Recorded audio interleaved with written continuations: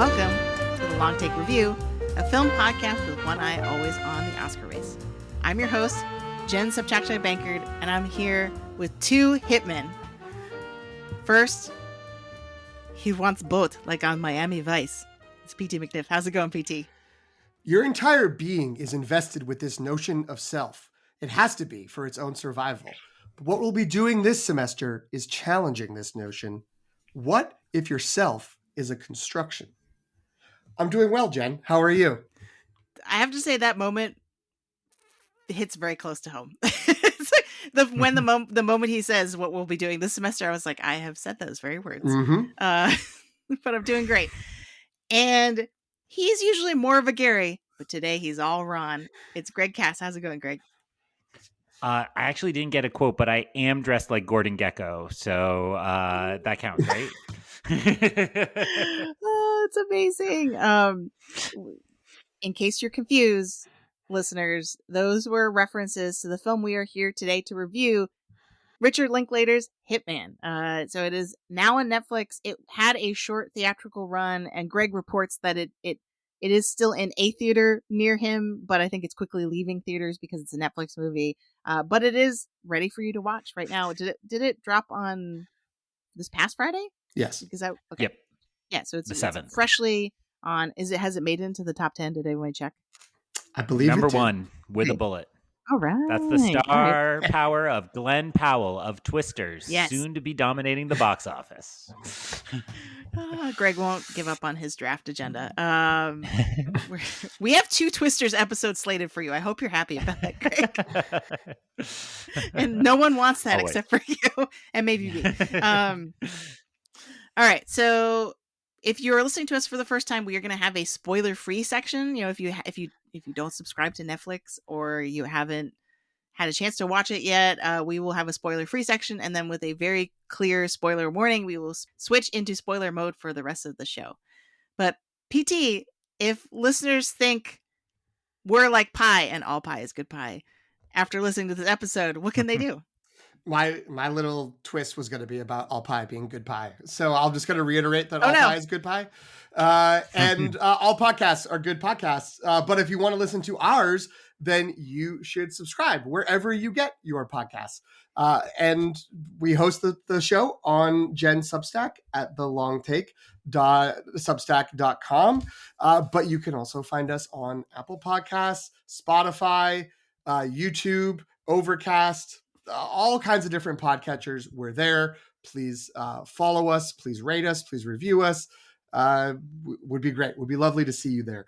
You can also get updates on the show on Instagram and Threads at The Long Take Review, or see what we've been up to on our Letterboxd page at LTR Pod. Thanks, PT. So let's start with the short take. So what was your general impression of Hitman? And I don't believe we've talked about this movie off mic, so I'm really excited to hear what you're going to say.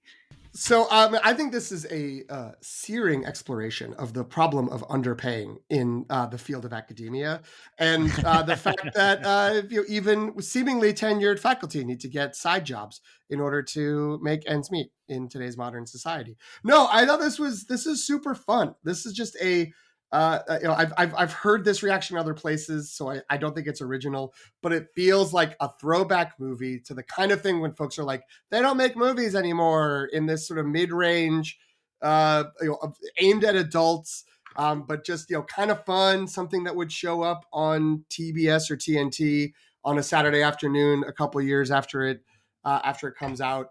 And it's just, adults having interactions that's kind of a comedy, but also kind of a romance, but also has some moments of seriousness to it, or at least, emotional interactions that, it's not just like a dumb, wacky thing. And so I think it's a great little mix of genres, and what a showcase for our hero, Glenn Powell, and his, the different things that he can do. And the characters he can embody. So, Greg, what do you think? 100% agree. This is just a lot of fun. And, it's, to me, it's that perfect level of adult movie where like you got what you expected and just like a few extra little surprises that were like, oh, that was well worth my $10, right? Like, pretending movie tickets still cost $10. I think I paid 18 to see this. It's fantastic. And as somebody who watches a lot of the like Netflix originals, this is a cut above the kind of normal Drek they put on there. I think if you had doubts, I would say base it on the kind of charisma of Glenn Powell. If you liked him in Top Gun, we never reviewed it because it's not really our bag on the show, but Anyone But You turned into like a box office smash after kind of just chugging away across all of January and February. So I think it's a big moment for him. And huge shout out to Adria Arjona, who plays our beloved Bix Kayleen in Star Wars Andor and is so good in this. I'm stealing from Sean Fennessy at Big Picture, who said this is a level up movie for her. And I absolutely think that. I know she's had other roles than just Andor, but even though she was in Star Wars, I don't think she's really had that kind of breakout role. Whereas I think after this, everybody's going to be like, now, who was that again? I would like to see more of her, please. Both of them are like two of the most beautiful human beings on the planet, just to give due credit to Mr. Powell as well. So it's like definitely a kind of star maker role. Now, I saw it in theater. PT, did you see it in the theater as well? I recall. So Jen, I did. Okay. I only saw it on Netflix. Yeah. So my transition to you, Jen, was going to be as the person who watched it at home, which we learned was fatal in terms of watching Maestro. Only the people who watched Maestro in the theater gave it even a modicum of respect. How did you feel about this movie? I loved it. This was a ton of fun and I think it was really funny. It was funnier than I thought it would be because it is a Richard Linklater movie, right? And yes, I know his filmography is very mixed and diverse in terms of like he's made Dazed and Confused, but also Boyhood, which I really beat up on our last episode, or last Oscar Ferry episode. So now I'm really happy that I get to kind of like make up for that and atone for that by saying lots of good things about this movie. But I guess I didn't really know what to expect because I associate Richard Linklater with sort of more like Oscar Fair art house movies. Like those are more of the movies that I've seen from him. But yeah, lots of fun, huge chemistry between the two leads, and just enough ideas that puppy. Sorry. Greg's dog just walked by. Like I think my Letterboxd review was like action heist rom-com with like 10% of academic ideas sprinkled in, and that's really I can't say no to that type of movie. So, and then Greg saying better than Maestro is the pull quote. I don't think Netflix is going to be very pleased with that idea, but yeah, I'd say it definitely is. Yeah, had great to time. give credit. That's notes. That's PT offering that quote. Jen's confused because PT and I both changed you our both Zoom say names Ron. to Ron. So yeah. The watching it at home, I didn't feel like I lost anything. I do feel like if I had seen it in a theater, you probably would get a crowd hooting and hollering. Maybe I don't know if you two had that. That's probably the thing that I missed. But it was a really easy movie to watch in 2 sittings, which often because of just my schedule and stuff is what I have to do.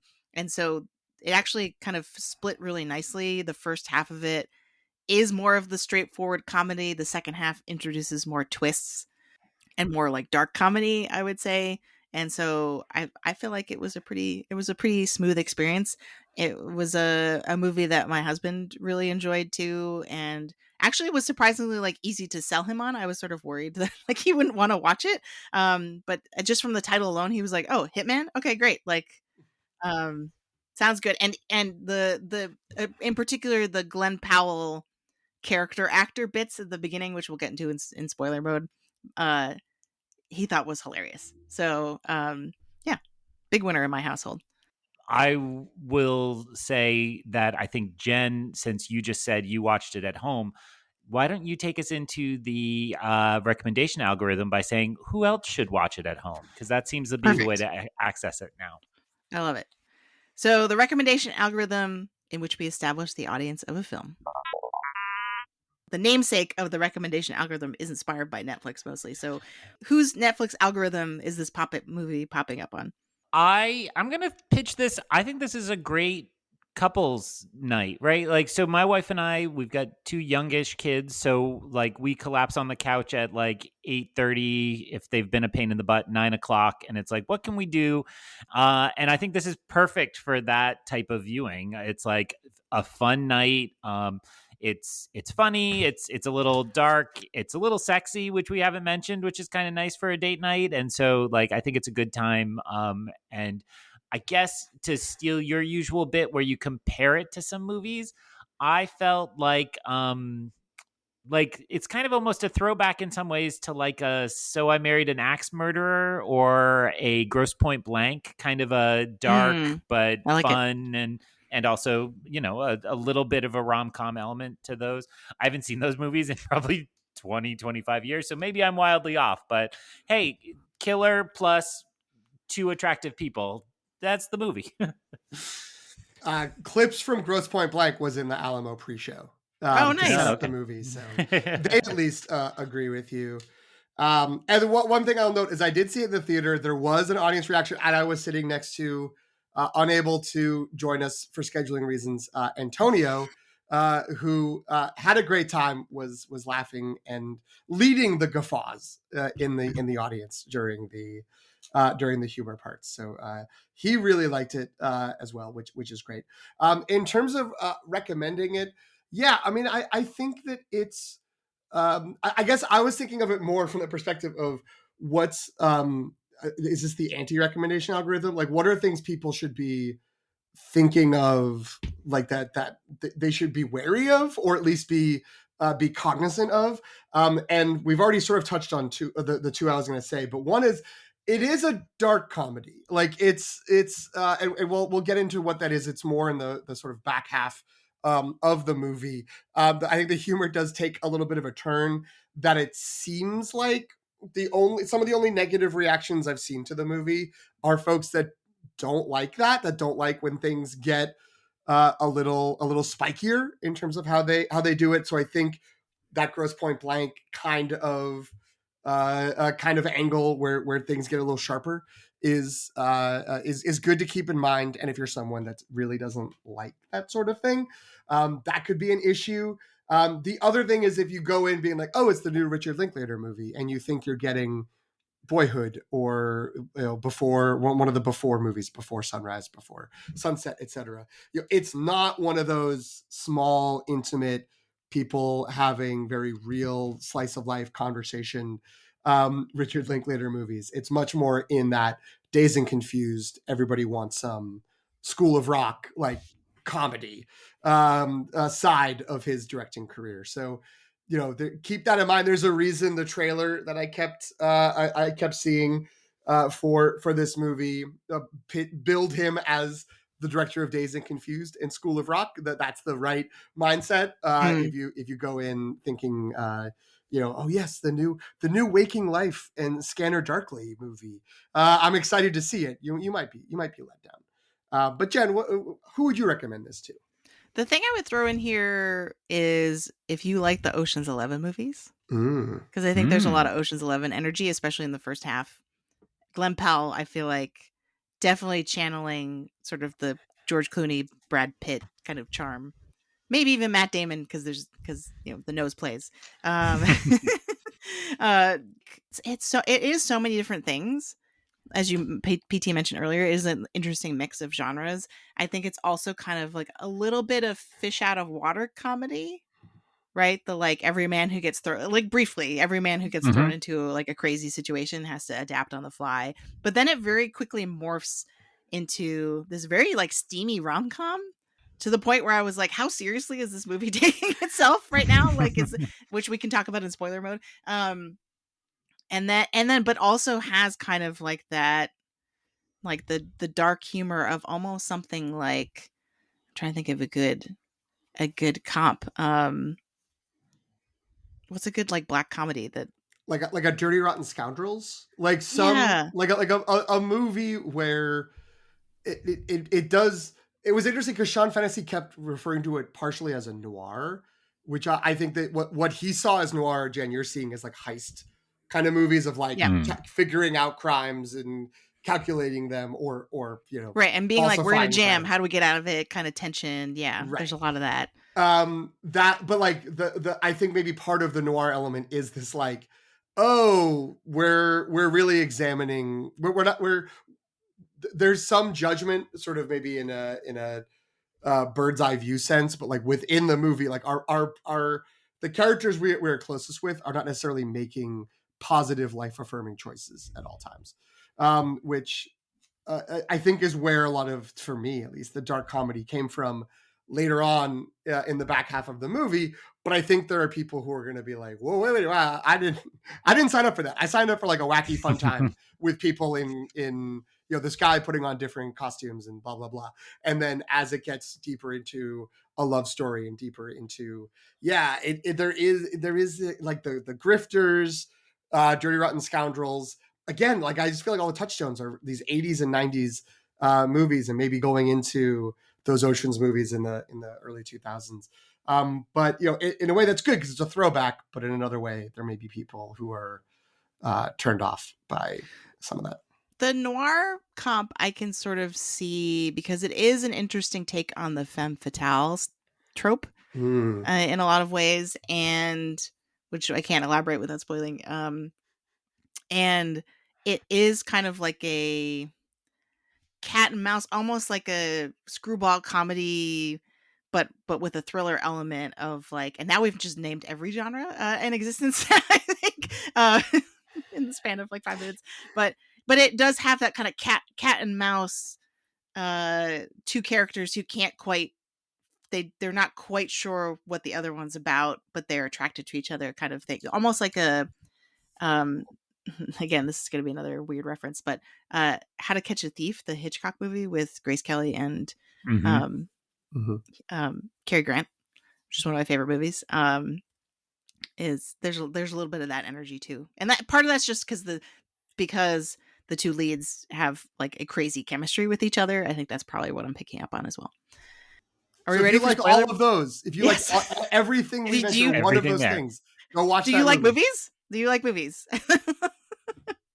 I do think, before we go into spoiler mode, I do think that Greg, you brought up a good point of the theatrical experience versus the home experience, and that can be very different. The impact that it has. But because this is feels like such a good cable movie, that's part of the throwback element to it. This is kind of the perfect thing. This is what Netflix should be acquiring when they go to film festivals. If they see a movie where it's just like, yep, someone, people would have stumbled upon this movie at 2:15 on a Saturday afternoon, and it started at 1, but you know what? They're just going to watch the rest of it. Or that's what a Netflix movie maybe like is the platonic ideal for the people who could, it's not the folding laundry stuff, which is what, some people talk about. It's I can jump in and out in terms of, how long it takes me to watch this. If I pause, if I come back the next day, or if I have to go do something else, I can come back and maybe I'll just start it over at some point. It does work really well in that context. So I think that's a benefit for those of you who we don't know when this episode will actually come out. So maybe by the time it comes out, those few remaining theaters will have lost the Hitman screenings. So you can only see it on Netflix. You're not going to lose that much. I also want to give a shout out to, in Antonio's Letterboxd review, he says lots of things that are great, but he says bonus half-star for casting Parks and Rec's Retta. Yes. So if you're a fan of Parks and Rec, so good. Yeah, she's amazing. Kills everyone. She's not like a huge part, but she's really good. All right, I think we're ready for spoiler mode. So if you have not seen Hitman, you can go watch it on Netflix. Check it out. We've just plugged how fun a time it is, and then come back and rejoin us for the rest of the conversation.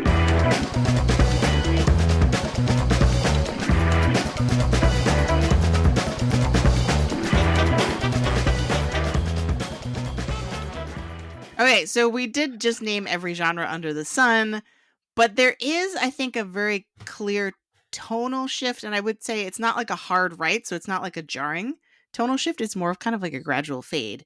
But there is kind of like a darker turn that this movie takes towards the end. So I want to start with that.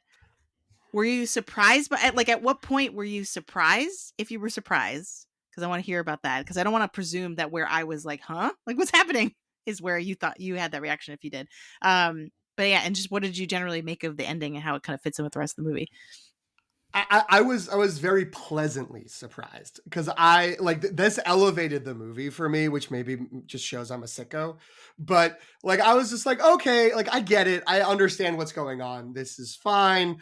Of course, because the movie has been so presenting them so kindly, and we're on their side. Our Gary and Madison, our main characters, like they will flirt with the sort of actually doing something bad and wrong, but in the end it's going to be that they're totally fine. And instead it's like, no, they do both kill someone, and that's the only reason why they're happy. And that's the sort of self-actualization goal for both of them, is they can become the person they really want to be by murdering someone. And I was like, yes, good. I don't endorse it. I don't endorse it in life. Please don't actually go out and do it. However, in the context of the story, it was much more interesting than having some sort of a twist of like, well, it didn't actually happen. It was just like, no, like that was there. It was on rails the whole time that this is where we were going. We were going to get to this point, and you just assumed that we would treat these as like impeccably good people, but actually, they're taking that leap. They're not just killing their old selves. They're actually, each of them are killing someone else. So I thought it was great. Greg, what did you think? Well, in a previous episode of this podcast that we definitely didn't record a half hour ago, you mentioned how movies will often like go up to that line and get the characters to like commit this murder, but then like, oops, he's alive. But then when he runs out of the house to tell the police, he gets hit by a car or something to like let them off the hook. So I want to just agree with you, sickos unite, and say like it was so great that they just didn't. Like they were just like, no. And the actual moment of, I mean, Gary / Ron has not been brutal at all, really. He's smart. He's, really clever and so on. But then like in this moment where it's just like kind of a utilitarian, like, hold on, I got to go under your sink. I got to grab a plastic bag and just like snuff this guy out. I thought that was awesome. And then I'm going to add to it with then the like, since this is billed as based on a true story, when the title cards come up and they were like, here's the real guy. And then they kind of just mockingly write like, but don't worry, he didn't kill somebody. We made that part Right. up. We made that up. I was like, so over the moon, because I was like, that's hilarious that they found a way to make kind of a clever, funny ending, and they just went for that darker tone, which I think this is the darkness that we were struggling to not spoil in the spoiler-free section. But it is so great that they are both murderers, and then the end of the movie just comes and you can tell like, oh, they're not getting caught, like they're just joking. And so much of the first act and then that final moment are built like sitcoms. It's like, oops, now I have to be a hitman. And so at the end, when you get the little kid that's like, how did you meet? It's like so cliche and silly. And you're just like, yes, like, because there's such darkness behind that. It's so wonderful. So it totally worked for me. I think you're right. I think we're concentrating on when they commit the murder, but Madison's murder snuck up on me much more. So Madison kind of asking the questions along the way for the details. You think she's just kind of getting into the mood, like this is like her turn on is hearing him describe how he's a hitman, and then you're like, oh, she played him. That's the more brilliant twist to me. So Jen, which of the two twists worked better for you? Do you like each? Where are you at? Well, I think the first, I would say probably the first twist. I mean, they're both good. Though I was much more confused by the second one. So the second murder, when I was like, wait, they're actually going to kill him? Like this is how this movie ends? Like he's putting a plastic bag over that guy's head, and then they're like making out while he's suffocating. This is crazy, but also in a good way. Like, but I think the first the first twist I really, really liked because it suddenly recontextualized her character in a way that, like, which for I think the rom-com really made it great, because it was like he had met his match, basically. Like that, like you suddenly realize that she is the same as he in terms of like she's doing the self-actualization thing of like, if you pretend to be somebody else for long enough, then you which I think is the thesis of the movie, is this theory that like that the ex that Gary's ex says when they're having lunch together, and she's like, well, there's been a bunch of studies about like if people believe they're a different person for like a certain amount of time, then they actually become that person, right? And it's an interesting theory about kind of psychology and personhood and that kind of thing. So like I really like that moment, because suddenly you are like, oh whoa, like she's been manipulating him this whole time, and she's been pretending to, back to the point where I'm like, if we go back to their initial meeting, how much of that is her acting like Gary, acting like Ron? How much is she acting like this sort of like distressed, like abused woman sort of persona, right? Like to get sympathy or whatever, right? Like how much, and so suddenly I'm questioning like how much of how much of what we've seen from her is a performance versus her actually being in trouble or like actually being vulnerable and that kind of thing. Well, and what I agree with all of that. And what I liked about the way the story unfolded is once we get that reveal where she's like, yeah, I did kill him, which again, like in retrospect, it's like, of course, this makes total sense. This is exactly what was happening, but we like this character. So no, of course there's going to be something where it's like, or she's like, well, like I shot him, but it was in the shoulder, and then he got into a fight with someone else. There's going to be some convoluted some explanation for how it's not her fault. That like, once it's like, no, it is clear that she did it. Like the twist is going to be, well, she was evil and manipulative all along. And that like, she was like, I never cared about you. I was always just pulling your strings. Like she falls into that full on femme fatale, but she doesn't, because like she does like him and she does marry him and she stays, she still is connected with him. So again, we don't necessarily know definitively how much she was embellishing along the way, but we do know her ex-husband tried to hire a hitman at one point. So it's not like, it wasn't like she was completely in the clear. She was completely making it up that like she was in some precarity in her relationship. So yeah, I mean, I think that it's pretty masterful in terms of having all the pieces fit together perfectly, but playing with your expectations of, well, how is a movie gonna upend this? Because if it just is what it looks like it's gonna be, then that's crazy, like in its own way. Like that's weird that it would go that route. And the fact that it does is refreshing and I think really enjoyable. So Madison innocent, except for the murder. I think Madison's innocent is what I'm trying to say. There is the murder, but I do think she was in a terrible marriage that was, dangerous for her. Well, and you both are making me rethink because the middle of the movie, I guess 3 pieces here, right? There's like the story of the guy who part-times as a fake hitman, then the rom-com section in the middle, and then the kind of darker twist at the end. The rom-com section where she is where it's all sexy it's like, I feel like Jen just made me rethink like, oh, maybe she really isn't into Ron at first. Like, and that's all just like, there's a sequence where she's wearing her flight attendant uniform and doing like a little seductive. And it's like, oh yeah, that's what you would do to a scumbag to like trick them and get their information. And then another time he's revealing key details. They're like in a bath together, and it's like, yeah, that's a vulnerable moment when he would just kind of answer that. So maybe that's getting me to rethink that a bit.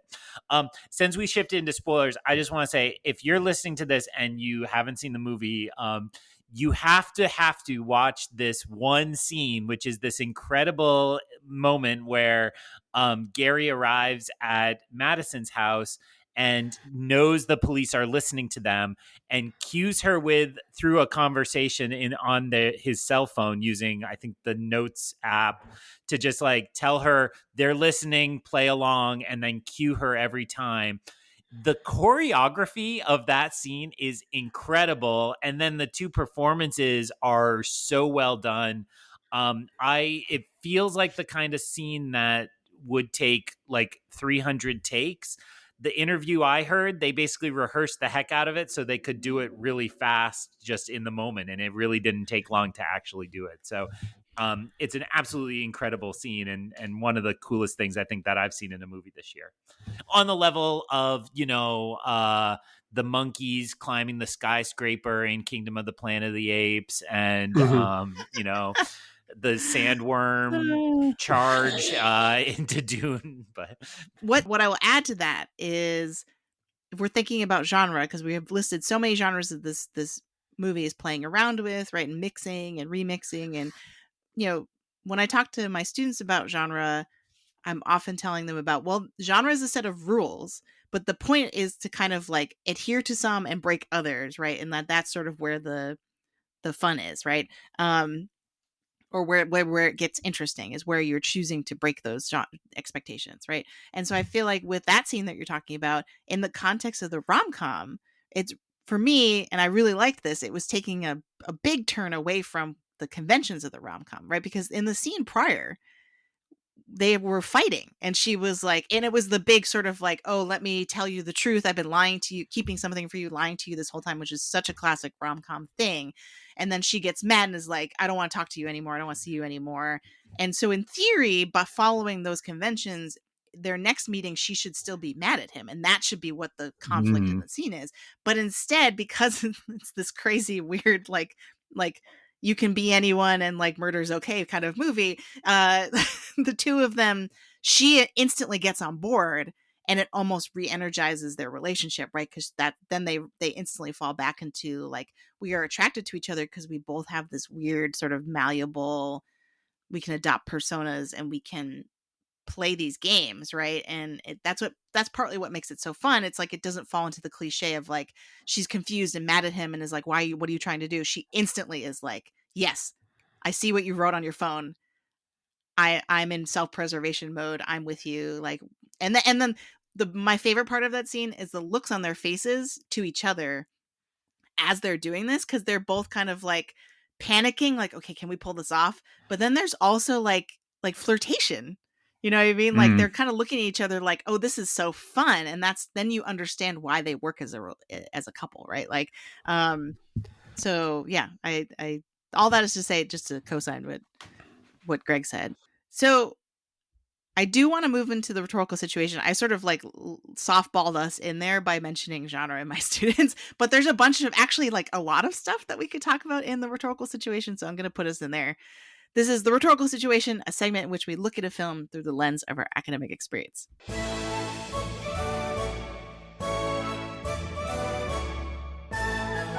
So all four of our regular co-hosts are writing professors, which is why we like to have this section of the episode dedicated to making connections to our experience as scholars and teachers.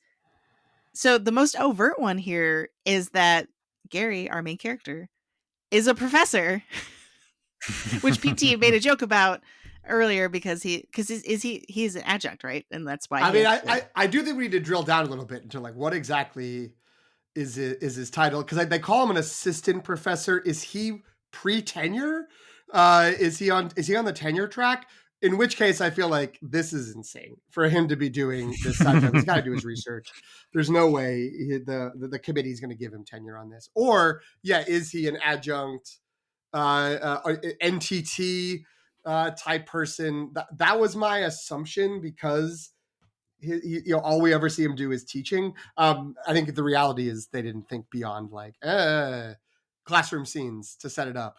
Right, but presumably the real life Gary was right, one of those things, right? Yeah, and he was long enough ago that it was probably predated the rise of the NTT in the 80s and 90s. So yeah, he probably just already. It was probably in that time where like you just sort of showed up and you taught for a few years, and then someone just called you one day and were like, you have tenure now, and then you'd have tenure. So it didn't matter that he was off gallivanting with the New Orleans Police Department, or is it the DEA? I forget who exactly he's working for. That's a good question. I think he I think it's the works local for the police. New Orleans PD. The real life guy in Linklater fashion was Texan. They just got better shooting deals in Louisiana, so they went over there. Um, I thought he read like an adjunct to me, like a guy who knows his stuff and teaches this one class incredibly well. As an undergrad, we had a full arts faculty, but I had to fulfill a requirement and had to take aesthetics. And there was just this guy who came in, and his class was at like 7 at night, and he taught it every semester 7 to like 9:30, and just taught aesthetic theory. And it was like the weirdest experience, and I was like, that is exactly what was channeled into this. Like, I love the moment where the undergrads are like, wait, is our professor hot? Cracked me up. Would he get the chili pepper on ratemyprofessor.com, which I think still is a thing. Maybe they got rid of the chili pepper in the Me Too I think they did. movement. But so I coded him that way, and I'm gonna just again say this is a cliche I've seen put out there many times, where it's like, I'm the teacher, and what I'm lecturing in the classroom, you will then see me like live out in the scene that follows. I feel there was a moment where crime procedurals did this a lot, right? There was some professor type character, or like who knew the secret psychology that unlocked the crimes or whatever. But this did not fall into that for me. I think partially because they did it in such a real way that I know this guy. Like, again, I don't actually have any psychology professor friends. We don't talk. But like, I know this type of person who like really good at teaching their classes, and that's just like their life. And the cats named Ego and Id, I was like, that is Yes. the perfect detail. That is what a really good psychology professor would name their cats. And so, and then that kind of fades away for a little while, and then have like in the last moment, it's kind of framed through one of his lectures until that dinner table moment. I was like standing up and clapping. I'm like, yes, I'm enrolling in this class again. Like, it totally worked for me, which surprised me because I think, like all people, I'm cynical. Well, I was very cynical of Brian Tyree Henry pretending to be a podcaster in Godzilla X Kong. So I thought I'd hate this guy being a professor, but it worked. What did you think, Jen? I really liked the way that he was trying to engage with his students, because I feel like that felt very real to me, especially in the earlier scenes where he's like, anybody. Like, I was like, oh wow, they really did their research on this one. Like, but to me, the fact that he is a professor, and the fact that we keep coming back to him in the classroom, to me is what we've talked about. Lots of things that elevate this movie, but to me is what really elevates the movie and gives it like a thesis, because it really does feel like everything he's talking about in his class is in conversation with what, as Greg said, what he's living during in the plot of the movie. And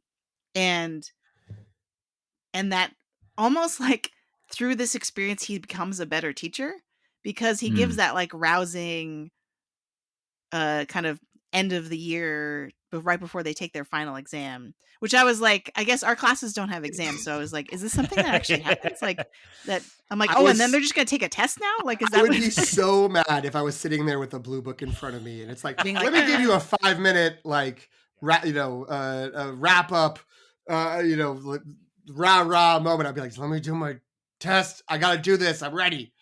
But yeah, that was the only clang note in terms of the classroom stuff. Was that? Yeah. That it really reminded me of The Good Place, though, like, because this is what Chidi ends up doing is he's an academic in moral philosophy, and the thing he's going through with The Good Place and The Bad Place is engages with the same ideas, right? And so his classroom is sort of a way which he can be like, this was all wrong, right? Like, nothing matters. Nihilism is the only philosophy that matters. I show that the Peeps Chili episode, the scene, to my class on a regular basis, for kind of different reasons, but like, it's always funny. But yeah, so I really felt like there was substance in those scenes academically. Like, are they kind of being reductive? They're throwing around lots of names like Nietzsche and Plato and whatever. Really, I mean, like, very quickly. So in that sense, if like you really were familiar with those philosophers and those works. Like he makes some joke where he's like, yeah, you know, Socrates is in a Socrates, Dante, Plato sort of way, and everyone laughs. And I was like, I don't know if that's real. But regardless, like there seems to be an actual utility to him talking about these the psychology and the philosophy, in particular because of this idea of the self and like what determines the self. Well, I was going to say, and that folds into your second point, which is if we're thinking about the construction of the self, your point, this is in the outline. Sorry, audience. Your point is that he ends up understanding audience incredibly well. Like his secret superpower is understanding, they call it psychology, but the three of us would call it rhetoric, right? That understanding the audience and what the audience's expectations are for this. And this then is what unlocks part 2 of the film, is all these ways in which he can read people and understand who they want him to be in order to fulfill this goal. And so these vignettes we've been shouting out that are like these brilliant little skits in the middle of the film where suddenly he's a character who has a Russian accent because he can read this person and understand that they would want like a mysterious international hitman. And then in this scene, he's got, I said Gordon Gekko in the opening, but it's a little more Patrick Bateman from American Psycho. I saw it in your eyes, PT. I know I let you down. I saw it. But it both of those like work that like, oh, this person would want this incredibly like slimy hitman. And I guess the behind the scenes on those scenes is that they wrote them together, but the character was a surprise each day for Richard Linklater, which is amazing that Glenn Powell like worked it out with wardrobe and makeup and just showed up as somebody each day. That makes me love the man even more, which I didn't think possible. But I think you're right to say that is the way in which that plays into the classroom is exactly the tension that makes this kind of more substantive. Now, let me ask this. Do you guys think he was good as a teacher before he started doing this character work, this sort of research on the people who were hiring the hitman? Because I think, Jen, you said it earlier that like he seems to get better in the presentations. He has a little bit more dynamic ways. He has that sort of they're out in the field. They're in different groups based on like time periods of how would you as like what would be your judgment of this person who committed a murder? That's, you know, and I was curious, like, do you think that kind of activity was in his praxis before, or does he start to sort of riff a little bit in the classroom and start to mold things to gain his students' attention and gain their investment and buy-in more because he's been doing this work in another facet of his life? This isn't really important to the movie. I'm more curious about the pedagogy of Gary. But I right. guess we should all be more like Ron. Well, I think that I had assumed he was always doing this stuff, but because he felt more confident and there was more Ron-ness in him, the students were responding. You know, it's the sort of rule 1, be attractive, rule 2, don't be unattractive, kind of like way of existing. But you know, I do think it's possible that we're seeing that confidence, we're seeing that sort of meticulousness be used in other parts of his life beyond just this one task. What do you think? So I think it's difficult to parse because Glenn Powell is an extremely handsome person, just empirically, right? Like, and so I think but I think that the premise the film is operating under is that attractiveness is really just confidence. And it doesn't matter what you look like. And again, like at first I was like, why are we putting glasses and a bad haircut on Glenn Powell? Like this, I'm not buying this. It took me a little while to kind of get to be like, okay, I guess this is funny because he's actually a very attractive person. But I think what the movie's trying to show is that he gets thrown into the situation and he's very not confident. But then as he realizes he's a natural and kind of tries on all these different personas and is getting better at getting better at interacting and socializing with other people, that is bleeding into his teaching, and he's becoming more confident. Because I think that's the difference, is that I think it's very very purposeful that his first teaching scene is him being like not able to get too much response, and then by the end he's got like the class they show at the end when he has the 3 groups of students and they're each supposed to be in a different time period and different society, and then he's like doing this sort of like thought experiment of like it's sort of like the train track problem, but like what do you do about like a person that like probably should be murdered, which again for the ethos of the movie is very interesting, which seems to be pro murder. But like it's like watching him conduct a symphony basically in that last scene. And I was like, yes, this is what teaching is. Like, so I think it does. So I think it's tricky because we're dealing with movie stars that do have physical attractiveness outside of their confidence, but and charisma and stuff like that. But but maybe that's raising an interesting question about like what defines charisma, right? And right, I want to say Richard Linklater is being like it really is just about the confidence that you project. It's not about who you actually are or what you look like. The comparison I would make is to the Mads Mikkelsen Another Round movie, which has essentially the same problem, which is a bunch of kind of middle-aged academics who aren't going very far in life. Their solution is to just be a little drunk all the time. But it's that same thing where it loosens them up until it goes wrong. And that movie does have a very moralistic kind of turn that this movie does not have. But I do think that it is exactly what you're saying. It's like the activities he does as Ron, and there's a line in the script that I scrolled by when PT sent me the full screenplay, which is that like he ends up trying to find a perfect cocktail of Ron and Gary, right? Which this is a kind of familiar message. I was this guy. I thought I could be this guy, but the truth is I needed to be some of both, right? And I think that's, again, the teaching shows us that he did bring some of that Ron energy. And the moment I reference where they're like, wait, is our teacher hot? It's like, yes, he's been hot the whole time. Right. And you know, we're being kind of silly about it, but there is good research out there that's basically like, yeah, if you're attractive, you score this much better on teaching evaluations, like off the top. Right. And it is gendered and it's ageist. Like it's all these other metrics play into that, which are terrible. But when you ask 18-year-olds to evaluate somebody's job performance, that's the category they're going to go to. So I do think that all of that is actually really present in our field. I'm not sure Glenn Powell or Richard Linklater know that, but it ends up almost accidentally falling into these like important discussions that we have all the time. Yeah, for sure. Do you buy the idea, the thesis of the movie, that people can change just by willing it kind of and living it? I do, in that I think the movie shows you got to put a lot of work into it. Like you have to sort of approach it with intentionality and think about like basically who is it that I want to be, and that because it ends with that sort of I have to be a mix. I got to find the formula. That it isn't like you can't ditch sort of who you are, but you can you know, there's a little bit of you can shape it. You can move things around. And I do appreciate that they call out that he does a lot of research in the trial scenes. Mm-hmm. They talk about like, well, if you do, how is this not? They're framing it as like, how is this not entrapment if you do so much premeditated research? But I was like, yes, a win for research. You do need research is important. And you have to do your homework. Maybe a bad win for the state of Louisiana, where it looks like entrapment is legal.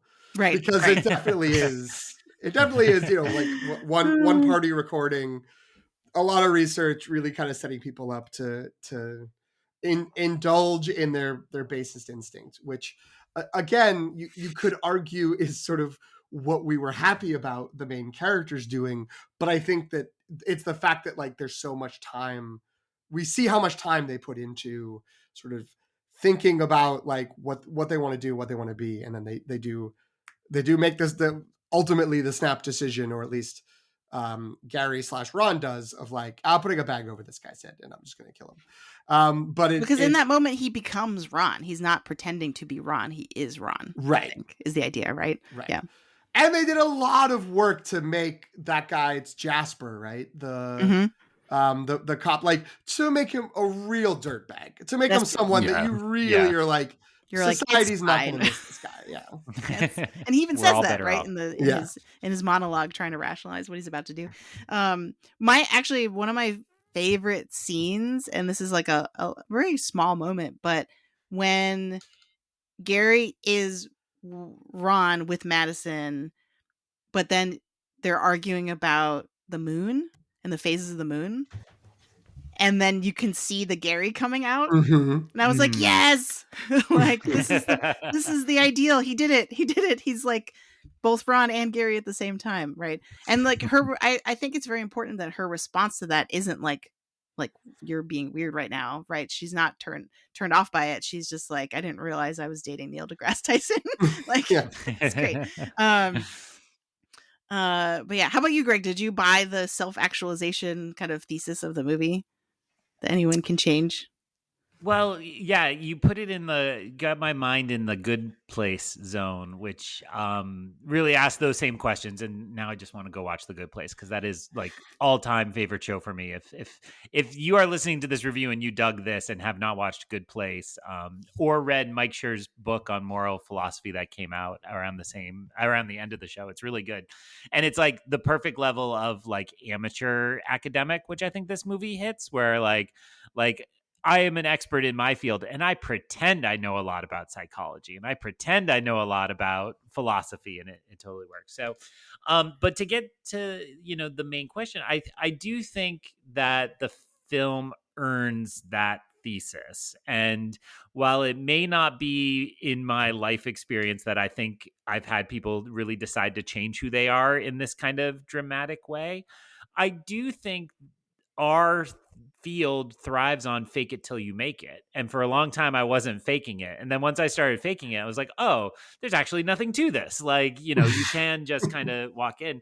Jen and I's teaching background is kind of similar, but I was sent into a classroom full of 18-year-olds when I was 22 and was essentially told to just teach them. And it's like, that's a big ask. Like, I didn't know what I was doing. I definitely wasn't worth the price those people paid the institution for at that first year of teaching, but it became a kind of learn the confidence, own the room.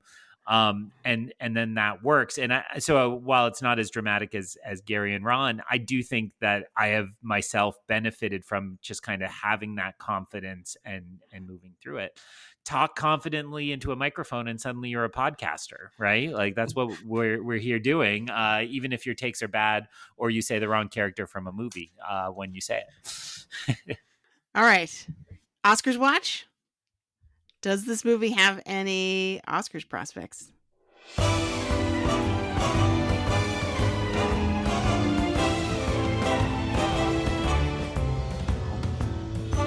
So Richard Linklater does have a nomination track record at the Oscars. So I looked it up.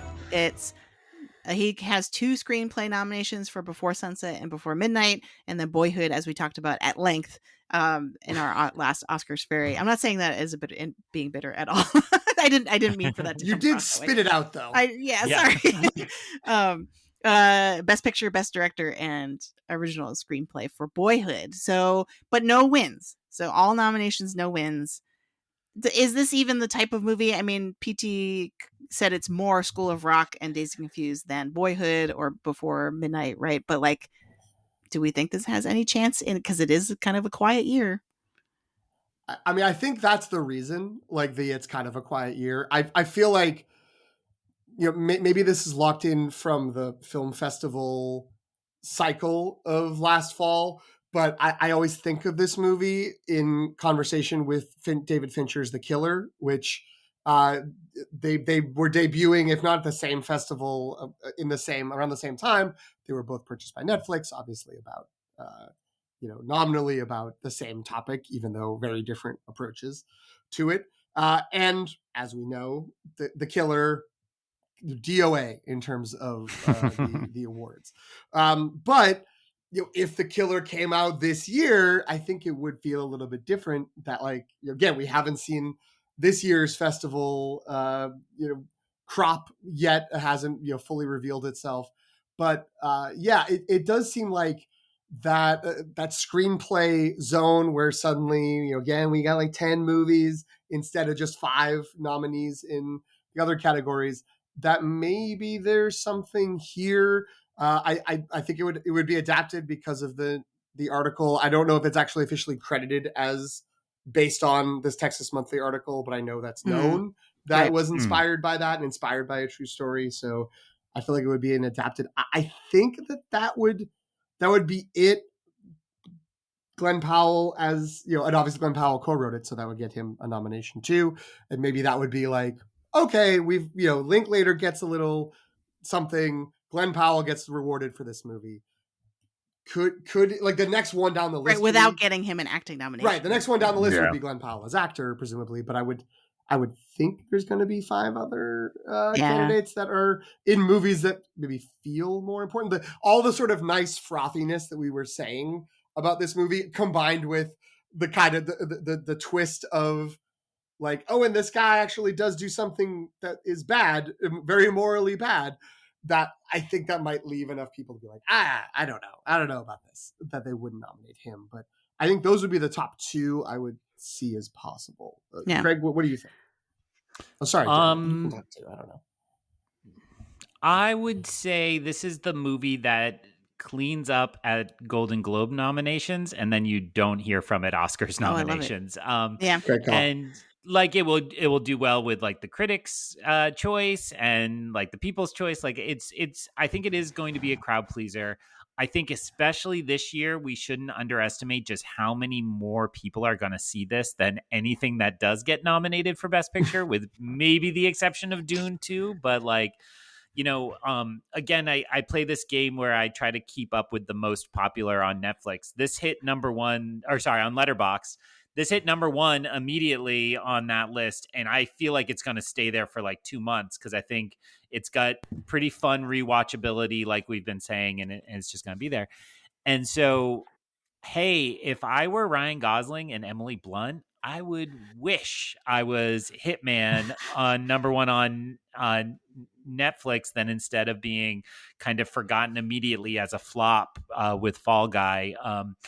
Which is unfair. That movie deserved better than it got, but it couldn't carry like all the box office hopes of May. And so it's going to be remembered that way. Whereas I think Hitman having this nice limited run will be remembered as like, oh, that was way better than I thought it would be. And isn't that great? So I think outside of those nominations you listed, I don't really see anything even being a shot in the dark. I just don't think it's that kind of movie.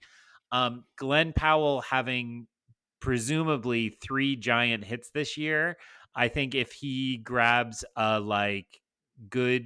remember he was in Devotion with Jonathan Majors, scandal noted, about Korean war pilots. Like if that movie came out this November, where he's had like this streak of hot performances and that did something kind of a little historical, a little Oscar baity, I think he would have a shot.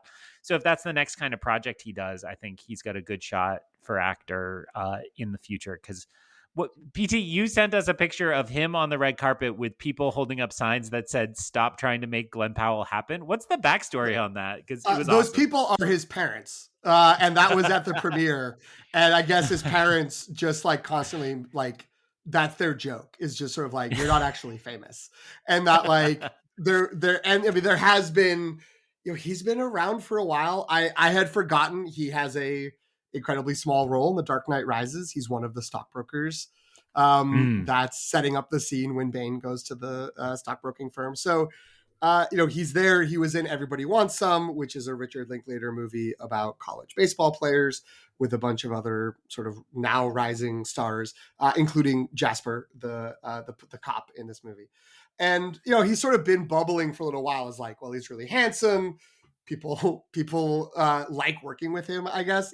And so it's like, oh, he's going to be like the next big thing. And so I guess his parents think it's really funny that like he hasn't broken through. And so they were there on the red carpet and they photobombed him with signs that like, Glenn Powell, stop trying to make Glenn Powell happen. Like he's not going to be a star. That's amazing. Yeah.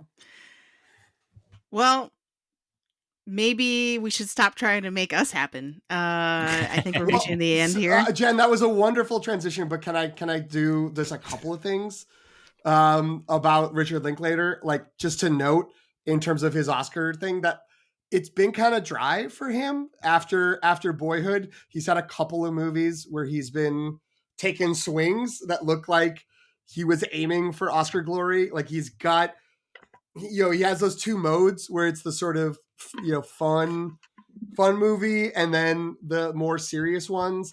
And so he had Everybody Wants Some and Apollo 10.5, A Space Age Childhood, I think are supposed to be in the more like fun zone. I don't know anything about the otherwise Apollo 10.5, but both Last Flag Flying and Where Did You Go, Bernadette were sort of hyped as Oscar contenders, adaptations of books, and they both sort of thudded. They didn't really go anywhere. So that's a thing. I do want to note though, I don't know if Jen already knows this, he's doing another 20-year film project. What? He's doing an adaptation of Merrily We Roll Along, the Sondheim musical, which is told in reverse, going back 20 years through a bunch of friendships, and he's filming it backwards with Paul Mescal. Who is it? It's Paul Mescal and Ben Platt and Beanie Feldstein. And that's a musical. It's a musical. Merrily We Roll Along is Those are musical people. It is. Yeah. And he's filming it over 20 years, and he started in 2019, set to come out. So maybe Richard Linklater's Oscar play is 2039, when Merrily We Roll Along will finally come out. All right. We'll keep an eye out. Yeah. All right. This has been great. I'm glad we got to break down this really fun movie. Greg, where can folks find you? I'm online everywhere, including Letterboxd at IonCanon, EYEONCANON. And you can follow the show wherever you get your podcasts. Please subscribe wherever you're listening right now, on Instagram and Threads at The Long Take Review, and on Letterboxd at LTR Pod. Amazing. And you can find me on Instagram and Threads at Sobchakchai, SOPCHOCKCHAI, and on Letterboxd at Qui-Gon Jinn. All pie is good pie.